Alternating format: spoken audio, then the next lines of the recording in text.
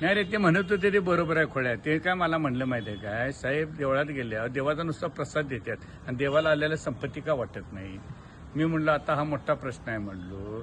आता मी म्हणलो मला जर देव पावला तर मी देवाला विचारतो, बघ की तुझं भक्त लोक असं असं चुकीचं वागायला नुसता प्रसादाने आलेली संपत्ती वाटत नाहीत, आलेली संपत्ती बाजूला ठेवतात. आता तुला सांगतो देवा एवढी कुणीही श्रीमंत नाही. देवानेच सांगितले सर्वांना की दान धर्म करत जावा, कोणाला फसवू नका, गंडू नका, लोबाडू नका, मी सदैव तुमच्या पाठीशी आहे असं देव सांगतात. मग देव का वाटत नाही, देवाने कशाला पैसे पाहिजे. आज आपल्या देशात देवा एवढी श्रीमंत कोणी नाही, माहीत नसतं तुला सांगतो. आणि देव मग सांगतात, मग देव का दान धर्म करत नाही, नुसताच प्रसाद दिला पाहिजे का, आलेला धन का देणे, अन्नदान करताय बरोबर आहे, धनदान काय करत नाही, धनदान वाचून देवाने केलं पाहिजे. आणि जर म्हटलं तू पण देवाची मनापासून एवढी भक्ती करतो, देवाची पूजा करतो, तुला देव प्रश्न तू विचार ना देवाला.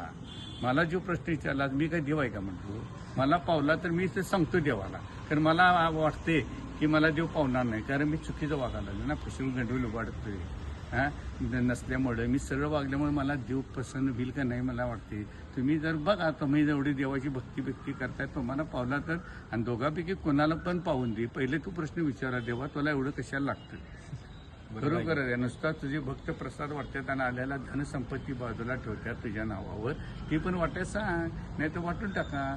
म्हणजे आपल्या देशाचा जो नारा आहे गरिबी हटाव, तो पूर्ण सगळा बंद होईल ना, आपला देश सगळा सुखी समाधानी आनंदाने राहील. आणि देवांचंच म्हणणं आहे दान धर्म करा, म्हणून मी देवाचीच म्हणतोय, दान धर्म करा, तुम्ही आम्हाला सांगताय, मग तुम्ही का करत नाही, हा खरा त्याचा प्रश्न आहे. बरोबर आहे, म्हणून मी बोललो. विजय साळुंखे सरदार. जय हिंद, जय महाराष्ट्र.